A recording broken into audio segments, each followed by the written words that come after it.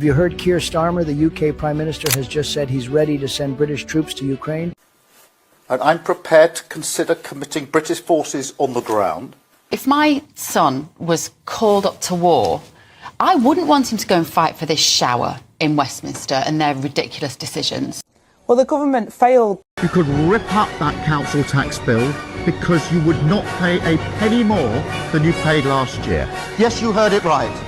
Not a penny more on your council tax. I am literally staggered by the number of very senior Labour people, including members of the Cabinet, who talk openly about the real possibility, they say, of Starmer not leading them into the next election. We're not going to be raising tax on working people, so that means no increase in income tax, in national insurance and in VAT. It's interesting, actually. I notice how he looks down all the way, so he's reading off a sheet which I hadn't picked up before. Oh, to have that bit of paper. None of our plans require tax rises over and above the ones we've set out. So you can say now there will not be an increase in council tax? Look, Nick, what I'm not going to do is sit here... Is not say that. That's what you're not going to do. We can see that clearly, Sakir. Every time you say, we're not going to raise VAT, we're not going to raise it, and everybody says, what about council tax? You say, well, I honestly can't. You know what people are thinking.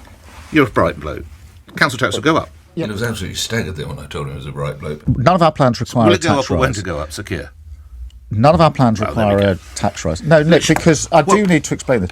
I think you've had your time, respectfully. And then he was off to a Taylor Swift concert, so he couldn't hang about.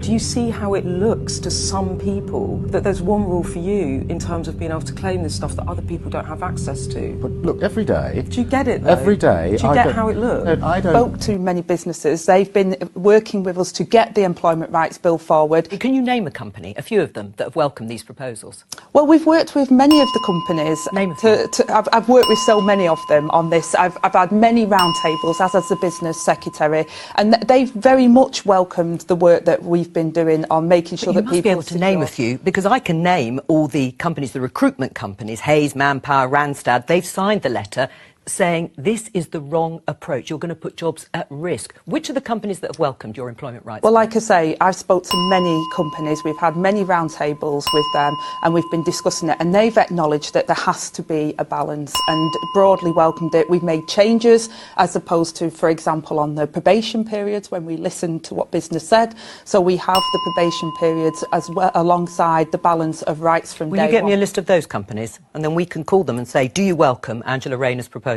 Well, there's been many of the companies that we've worked with, like I say, so many of them. Great British Energy already up and running and making decisions. So we're making... The legislation for Great British Energy hasn't been passed yet. No.